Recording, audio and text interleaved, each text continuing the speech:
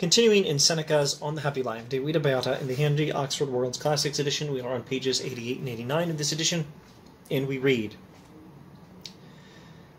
"The definition of the highest good can at one time be made in a lengthy and protracted form, at another concisely and succinctly." This would be the definition of the summum bonum, the greatest good, and Seneca says you can give a brief definition or more detailed definition, but they both mean the same thing, and he proceeds to give us a brief and a detailed definition.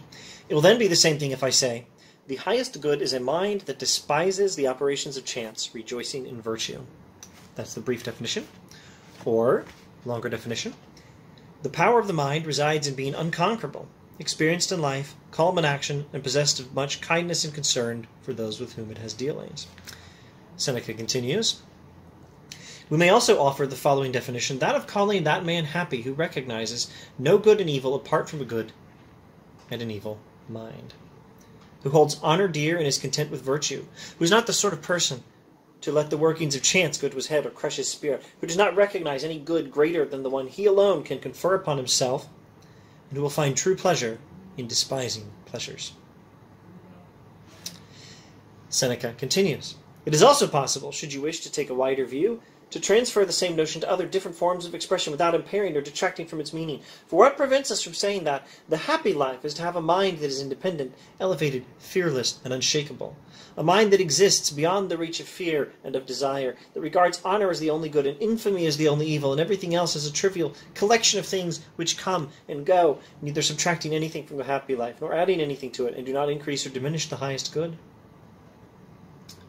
It is inevitable that a man with such a grounding, whether he wills it or not, will not be accompanied by a continuous cheerfulness and a profound happiness that comes from deep inside him." It is inevitable that a man with such a grounding, whether he wills it or not, will be accompanied by a continuous cheerfulness and a profound happiness that comes from deep inside him, since he is the one who takes pleasure in his own resources and wishes for no joys greater than those of his own heart. Would he not be justified in matching these joys against the petty and worthless transitory sensations of that thing, the body? That day a man triumphs over pleasure, he will triumph also over pain. But you observe how wicked and harmful is the servitude to which a man will submit when he is enslaved and turned by pleasures and pains. Those tyrants who wield their powers with such willful cruelty. Accordingly, we must escape to freedom. This is won only by showing indifference to fortune. So many beautiful words and thoughts in Seneca. And how many definitions then did he give us of the greatest good? The short definition, the first more detailed definition, and then a longer one, and then two more definitions or two more descriptions.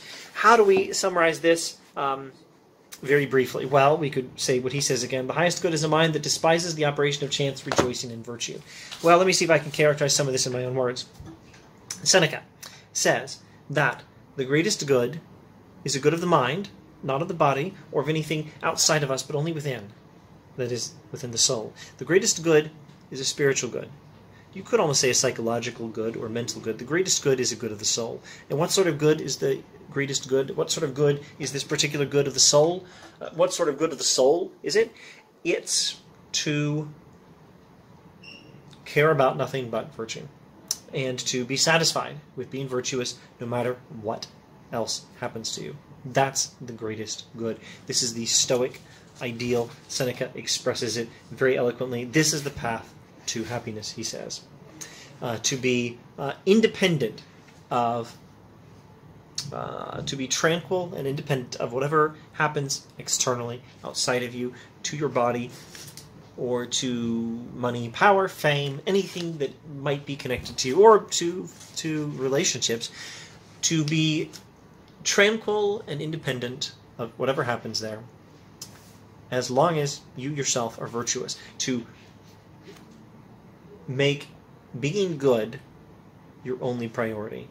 That is the path to a stable happiness, according to Seneca, and that is the greatest good. That is the happy life. If we could achieve that, we would achieve happiness. Thus says Seneca.